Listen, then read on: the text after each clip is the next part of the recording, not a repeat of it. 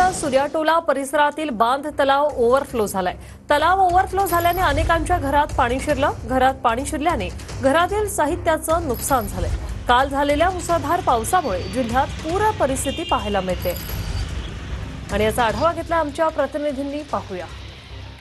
मी सध्या गोंदिया शहरातील सूर्याटोला या परिसरात आहे। आपण बघू शकता या ठिकाणी मोठ्या प्रमाणात रोडावर आणि अनेक घरांमध्ये पाणी साचलेलं आहे। काल झालेल्या मुसळधार पावसामुळे सर्वत्र पूर परिस्थिती निर्माण झाली होती। आज अनेक ठिकाणी पूर कमी झाला आहे, मात्र गोंदिया शहरातील सूर्याटोला भागात असलेला बांध तलाव पूर्ण भरल्याने पाणी ओव्हरफ्लो होत आहे। त्यामुळे अनेक घरांमध्ये पाणी शिरलेलं आहे।